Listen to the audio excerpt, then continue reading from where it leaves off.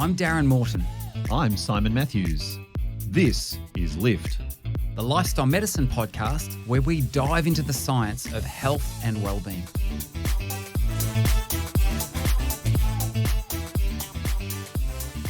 Well, hello, Dr. Morton.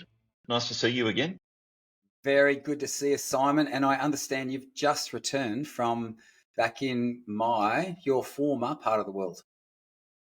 I have just returned from my homeland, and I'm now back in my home. Makes yes. perfect sense. Yeah. I just spent a week, actually more than a week, nearly 2 weeks, over on the west coast of Australia, catching up with family and celebrating a 1-year-old granddaughter birthday, which was an absolute delight. So Very nice. we all had a lovely time together Very nice before we indeed. made the trek back across here to Madrid. Yeah, wonderful. So Darren, I've got a question for you. All right. It's actually, I want you to tell me a story. I want you to tell me about a decision that you've made in your life that you look back on now and you regret. You regret that decision. It doesn't have to be something major. I mean, I'm not talking about getting married or anything like that. Just might be something. Yeah, that would not be a good thing to declare. That was one of the best. Sarah, tune into this. This is the best decision I made in my life. So thanks for that prompting there, Simon. All right. You can pay me later. Do you know what? I'd answer that probably in a strange way. And I would say that I think the decisions that I've made that I've most regretted are things that I haven't acted on. So it's been like, at a fairly benign level, it's been something like, I really feel like I should go for a run, or I should go do this particular thing. And instead I somehow get suckered into sitting at home, and then there's something that captures my attention on YouTube or whatever. And then later I go, why did I just do that? So I think I've had moments where, and I think about even when I was younger, I was probably a little shyer. I mean, because I'm super reserved now, of course, but no, when I was younger, I was probably quite shy, and I think that there were times where I wish I had have stepped up, and I didn't. And I think that the disappointing aspect of that is I don't ever get to know what actually could have happened if I had done that. So I'd say my decisions that I regret are the things that I didn't try for, didn't chase. Okay. Particularly when I was younger. So there's a name for that, which I'll tell you in a moment. But I'm going to preface this by saying that I think one of the things that you and I probably have in common is that we don't characteristically spend a lot of time regretting. I think you and I are people who just happen to move through life tending to look forwards, not looking backwards. Yes. Nevertheless, the experience of regret is real. And is available to anyone who might like to experience it. And the regret that you're describing is called outcome regret. And it's one of three types of decision regret. And what you're describing to me is an experience of having gone through some sort of reflection and decision making process, and then being at a point where the outcome that you chose is one that from time to time you might experience regret with. So there is a whole science of regret. And that science of regret sits within another body of work around decision making and by extension health behaviour change. And I'd love for us to explore this together today. So now, before we go on, I want to know your regret. Do you have any key decision that you made or didn't make that you regret? Oh, good question. I'm just turning my light back on here, as you can see. Any regret? I find it really hard to I do find it very hard to call to mind things that I regret. Um, rightly or wrongly, I think my characteristic approach to life is one of, well, the die is cast. Yes. Yeah. I now have what I have, so Mm. I'm going to start at that point and move Yeah. forward, rather than kind of ruminate about what could have been or what might have been. And in saying that, I don't want to diminish the very real experience of regret that people can have, particularly in healthcare, and particularly in healthcare choices. So you and I have in a previous episode, we've talked about my favourite behaviour change theory, which is commonly called the busyness theory of behaviour change, or the habit discontinuity hypothesis. And the reason I really like that particular theory is because it's kind of unexpected. It suggests that the best time to make a behavioural change is when you're already really busy doing other things. And that runs a little bit counterintuitive for us, because we think we should clear our plates completely before we try something big. Well, turns out I have another favourite theory of decision making and behavioural change, and it's called multi-attribute utility theory. Now, if I had an opportunity to go back and do a different undergrad program, what do you reckon I would do? I did French first, and Yeah. then I did psychology, and I don't regret doing those. Let me say, I Yeah. enjoyed doing those. But if I could go back and do something else, what do you reckon I would do? You know what? I cannot see you as anything other than a psychologist, to be honest. I actually think Well, psychology is a good fit for you. The French part, yeah, I'm not sure about the French, although, you've got that swagger about you, but yeah. apologies to all our French-speaking listeners. There we go. Well, it's a compliment. That's a compliment, isn't it? If I could go back and do a different undergrad, I would study economics, Mm, because the economics that I've studied in the last few years has told me so much and taught me so much about behavioural change in healthcare, and I've learned to appreciate the nuances of behavioural change in healthcare, as well as the really fundamentals of behavioural change through economics and a number of economic theories. So one of the most basic economic theories is utility theory. Utility theory says we make decisions about things based on a perceived benefit. For example, if you have a choice of 3 jobs, one of them will pay you 6 times what the other 2 will pay. Utility theory says, well, if money is important to you, you will probably make the decision to take the better paying job. On the other hand, if closeness to home is important to you, you'll probably choose that job, and so on. So utility theory is pretty straightforward, and it helps us to understand health behaviour change.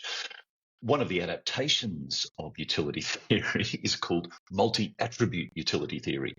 And this is a more complex version that says we will make decisions based on a number of factors. So that might be the salary you get, the prestige in the job, how close it is to home, and maybe the opportunities for advancement you get from that particular job.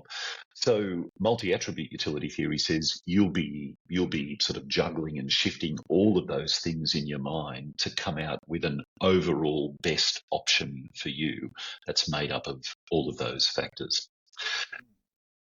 A further development, or maybe extension, or maybe a sidearm of multi-attribute utility theory is called regret theory, which was first articulated about 40-ish years ago.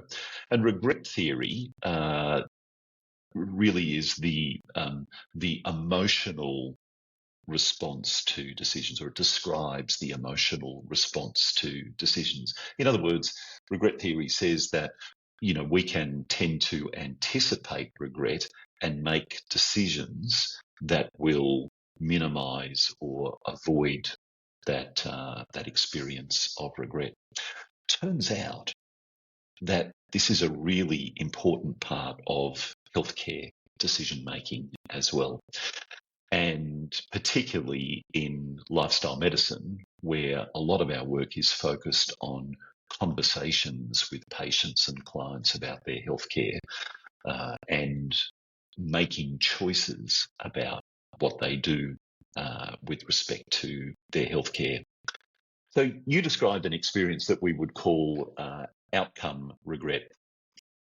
And outcome, I'm going to explain the three types of regret using a car analogy. So outcome regret is where you make a choice about something. So, for example, you see a car that you like, it looks fantastic. You put your money down on the table. Turns out that if you had dug a little deeper, you would have uncovered some underlying mechanical issues that only emerged down the track. And so down the track, you might regret that outcome because you're now experiencing something that you didn't anticipate.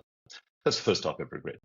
The second type is process regret, and process regret is a bit like it's a bit like rushing the decision to buy a car without doing all the research and maybe going for test drives and so on. So you might end up with a car that works reasonably well, but there's a party that thinks, I wish I'd looked around a bit more. I wish I'd dug a little deeper. I wish I'd been aware of some of these other options, and I wonder whether I would have made a different decision if I'd had that other information at the time. The third type of regret is called option regret. Option regret's when you go out and you buy a two-seater sports car, bring it home, and then a few days later you realise that mostly what you need a car for is to drive your family of four around and do the supermarket trips and things like that. Your sports car works perfectly fine. It's a great car. It does exactly what it was advertised to do. It's just not a good fit for you and your lifestyle and your needs. So 3 different types of regret that can tell us a lot about what we ought to be doing in clinical encounters with patients when it comes to decisions about healthcare. Let me ask, what first reflection is you as an economist. I don't quite get that. I don't see that. There's actually, I don't know if this is inappropriate Not to an share. economist. Not an economist with no, please don't take offense if there's any economists listening to this, but there's a standard joke that's used apparently in the economy world, and that is the joke begins with what do accountants use for contraception, and the answer is their personality. But then the second layer to that is that economists are those who don't have the personality to be an accountant. So, so Simon, take this as a compliment. Our previously stellar podcast ratings are now no accountants or economists are going anywhere near this. But so anyway, I can't see you as an accountant, but actually as an economist. But that whole economy of making decisions based on what's the cost benefit, and I see that. Yeah, actually, I think that certainly that connects with me in terms of from a behaviour change perspective. One thing I'm really interested as you've been describing this is that I think, and all of us probably in listening to what you've said, we can all see ourselves in this. Like when we're making that decision about we're umming and ahhing. And I think all of those 3 things are probably going on to a great extent. It's interesting you used a car analogy because my wife's car engine has blown up, and I'm hoping to get it returned for a very big sum of money at the end of this week. But and in my head, maybe this is what I should have led with when you asked me what I regretted. I didn't do due diligence on finding out that particular model and make of car actually has an issue. But you did say, and I agree with this, is that I find myself, I'm a very sort of future-focused individual. I actually don't tend to dwell too much in the past at all. And I think, and I don't think that's necessarily a good thing. I think that there's probably more value in me actually sort of spending a bit more time back there and reflecting on the journey, that I am very, very future-focused. And I wonder, do you think that for someone who is a bit future focused, is that regret, that decision regret, does that feature less for them, or maybe more for them? I'm Yeah, interested in it's how a good. personality Yeah, type might come into this. yeah. It's a good question. And the very short answer is Lift is supported by the Lift Project, an educational adventure where you learn science-based ways to lift your mood and your life. The Lift Project is lifting lives around the globe, in healthcare settings, workplaces, schools, universities and communities. To find out more, visit theliftproject.global. I have no idea. Yeah. Or is it yeah. Is it in an explanatory style thing? Like, because there are certainly decisions that I wish, or things that have happened in my past that I wish hadn't have happened. But then how do I interpret that? Like, I even think about, like, I mean, I run a small business, and some of the things we chased or went after just were a complete flop. And I thought, oh, that was a huge waste of time. But in my mind, I'm pivoting and I'm thinking, oh yeah, but I learned X, Y, and Z from that. And Yeah. so Yeah. I wonder if there's a little bit of that where it's regrets is reframed. I suppose there's a reframing of regret.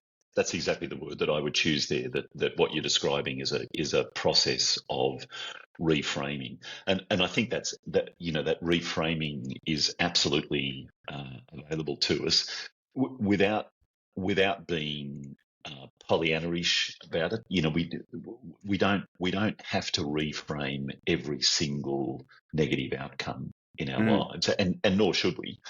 But I think there are some outcomes that lend themselves to that, and the idea of learning from failure is a pretty common reframe. We can stand there at the feet of failure and say, well, that was a waste of money and a waste of my time and effort and so on. Or we can ask ourselves, what have I learned from this? And the really important part is not just, what have I conceptually or cognitively learned, but how can I apply that learning now for what I do next? And almost by definition, that then stops that experience being a waste of time. I mean, it's just not possible to say, I got something really valuable from this and it was a complete waste of time. Those two things just can't coexist. Yeah. So I think reframing, I think, is for some of us it's probably a little bit explained by personality style. I think it is a skill that can be taught and learnt, to reframe negatives and to look for opportunities, and then to apply the learnings as we move forward. But I'm not sure whether we can say anything characteristically beyond that about regret and personality. Yeah. A question for you. It would almost seem to me that the potentially bigger problem or more debilitating problem could be fear of decision or regret. So this is where you have to make a decision, but like you say, you've got all those variables. And I see people, with some people are very, very good at just making a decision, actioning that, and then what will be. Whereas others, it's like, but I actually, this sounds really terrible. I feel like I love accountants. I just want to put that out there before I make this next statement, right? But you've made your bed, buddy. my really good friend, it was one of my groomsmen, is an accountant, so I have very close acquaintance with accountants. But I remember one time he was about to purchase a motorcycle, and he created a spreadsheet. You're not going to believe that, are you? But he actually created a spreadsheet with all the pros and cons. So and obviously this is feeding into this insatiable need that some of us have to avoid decision regret, if at all possible. Well, this is a really interesting idea, and I think the fear of regretting something, it's probably a variation of FOMO, fear of missing out. It's kind of a specific application of that. I don't want to make a decision that then cuts off some other options to me. And just as an aside, in therapy and coaching, I have a particular way of helping my clients manage that sort of dilemma, because people often create that as a dilemma of opposites. You know, it's a this or that dilemma.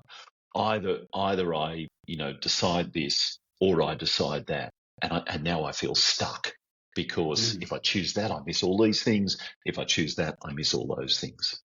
So what I often do in that situation is invite the person to create a third option for themselves, which is deciding not to decide now. And the importance of that is that not deciding then stops being the space that you occupy when you don't choose this or don't choose that. Not deciding itself becomes a decision. I've decided not to make a decision. And so that means that the person starts to, reconnect with their capacity to make a decision about something, even if that decision for the moment is postponing a bigger decision.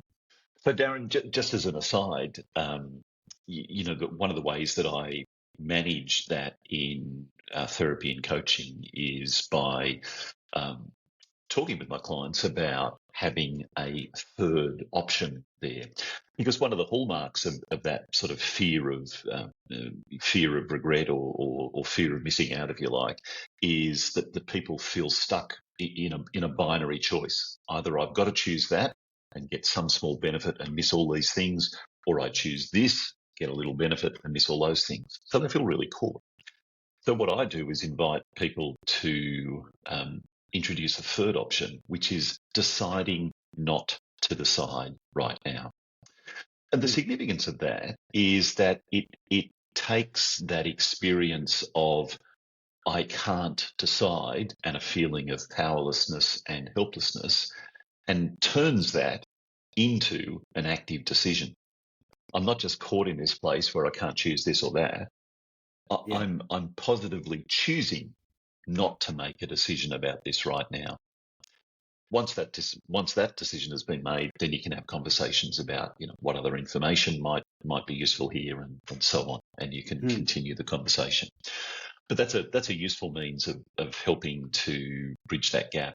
And in fact, this I guess also sheds some light on lifestyle medicine applications of this and things that we can do in clinical encounters. So one of the important aspects, I think, of regret and in fact minimizing the likelihood of regret or even avoiding the likelihood of regret is to be clear about what informed choice means. Now, we often hear discourse and narrative about informed consent. For example, if you walk into a department store or a supermarket and there's a sign on the front door that says, by walking into this store, you acknowledge that you may be, filmed and so on. That's informed consent. It's simply telling you that this is going to happen, and therefore, if you walk in, you're saying, well, I'm consenting to that. Your option is to turn around and not walk in the store if you don't want to. And there's, I guess, some element of choice there, but it's a very limited choice. It's kind of a forced choice, if you like, come in and be filmed or don't if you don't want to. In healthcare decision-making, the idea of informed choice, I think, is much more valuable. And informed choice requires a detailed conversation with a patient. And it requires that detailed conversation to, first of all, understand what are the needs that that patient has, what are the things that they want to be able to do in their life that will help them to make this particular decision right now. I can give you a good example of this from my own experience. Actually, when I had, I had retinal surgery a few years ago for detached retinas, and then I had lens replacement surgery. And at the time I had my lenses replaced, I could choose between having a lens of fixed focal length for infinity or a lens of fixed focal length for kind of reading distance. And I had an extensive conversation with the ophthalmologist about the benefits and disadvantages of each.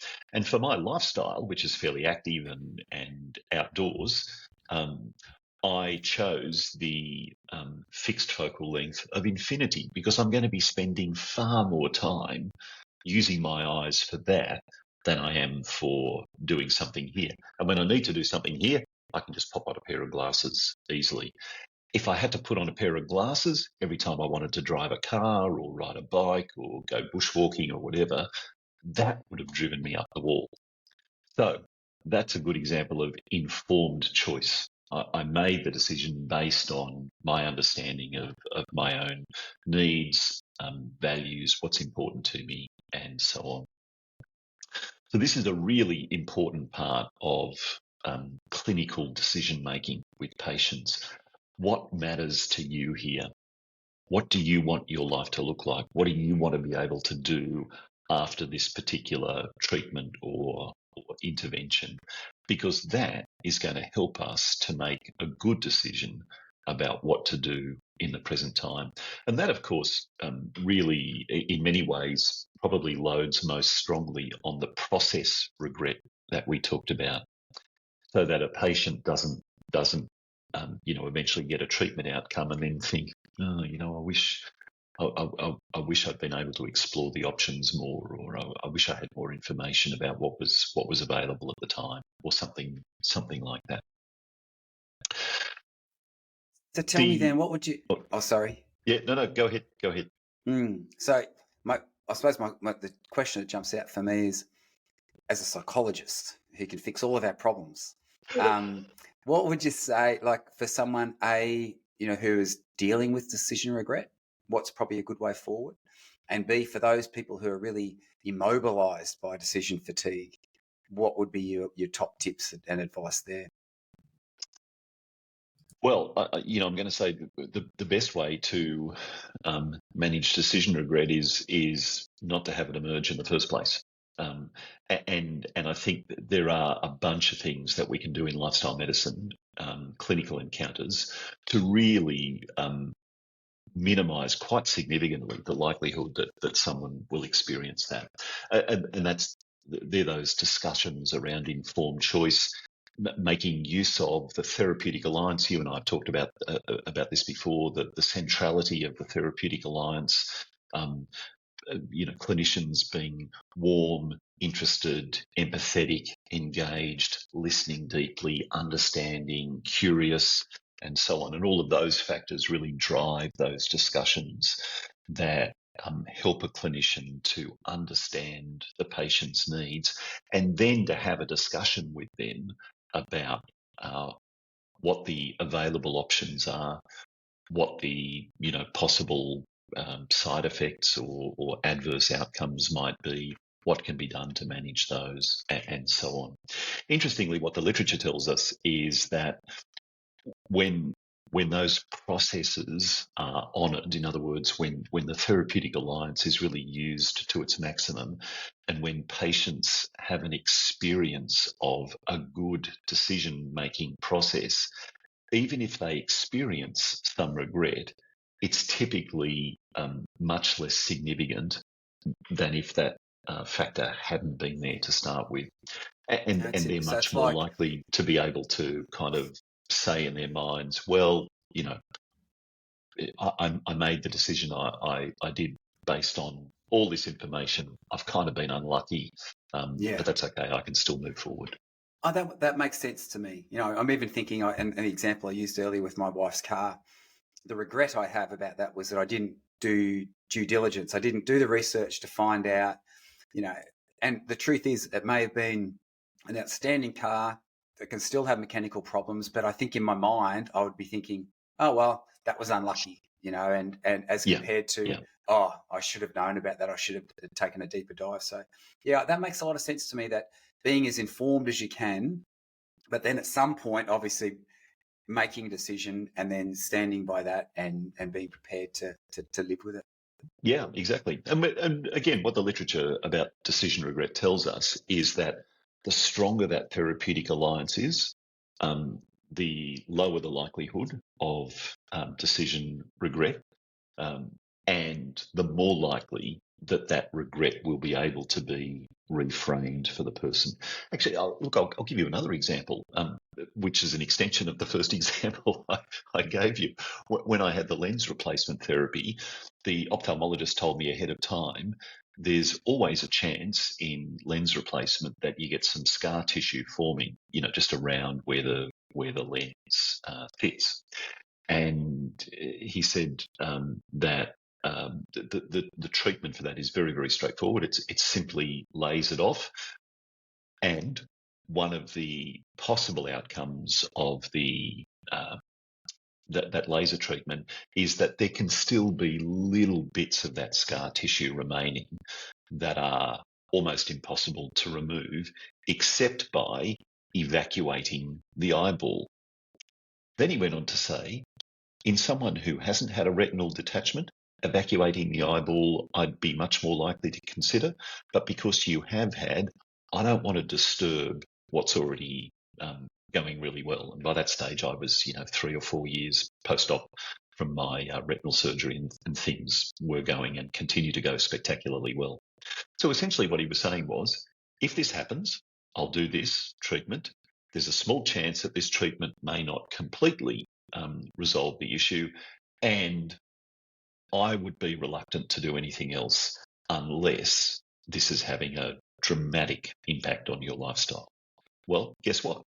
I did get the scar tissue forming. I did have the laser treatment. Most of that scar tissue disappeared. There is still a little bit there, and the effect of that is that every so often lights flare for me, so I just get a bit of a flare in my eyeball. But I regret nothing, because I'm very, very happy with the process of decision-making that occurred. On balance, I would much rather now leave the inside of my eyeball alone, even though that procedure could resolve this completely. I know in the back of my mind it could have an adverse outcome that I don't want to experience. So essentially, there's no regret for me. It's not a perfect outcome, but I'm okay with it. Yeah, because you felt like due diligence had been followed. Yeah. I like the way you say I like the way you say casually talk about evacuating your eyeball.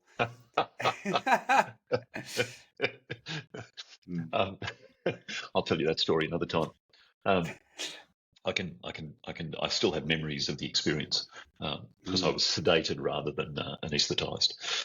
So we learned some really valuable things about clinical decision making and patient engagement by considering these economic theories of utility and regret avoidance.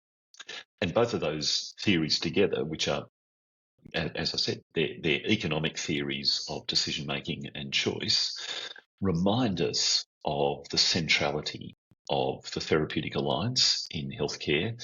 They remind us to engage warmly and curiously with our patients and clients, to really take time to understand their needs, and only then to use our particular expertise, whether that's surgical or medical or psychological or dietary or whatever it might be, only then to use that expertise to be able to explore the options that are available, explain the options that are available, look at the possible adverse outcomes, discuss those, hear from the patient their own response or reaction to those possible adversities, and then allow the patient to make the decision that's right for them based on all of that.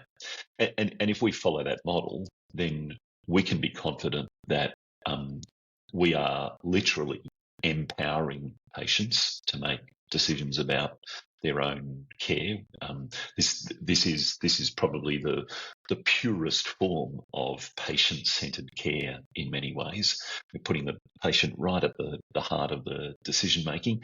And we can equally be confident that we have executed our own professional duties in an exemplary fashion. Well, let me say, Simon, one of the things I deeply admire about you is your therapeutic alliance. And so for that very reason, I think you should remain a psychologist as compared to migrating over to becoming an economist. So that's my takeaway from me. But no, it's true. I think that there's real value in understanding that decision regret, and how we mitigate that, and certainly that taking all things into consideration so that we can have confidence in the decisions we're making, and then realize that what comes from that, well, you know what, that is what it is. Yeah, exactly. Yeah, and I don't regret not being an economist. There you go. May all your decisions from henceforth be excellent ones. Lift is presented by Simon Matthews and Darren Morton. It's sponsored by the Lift Project and supported by Avondale University. Music provided by Pixabay. If you have a question or a topic you would like to hear more about, send us an email to podcast@theliftproject.global. The Lift Project. Lift your mood, lift your life.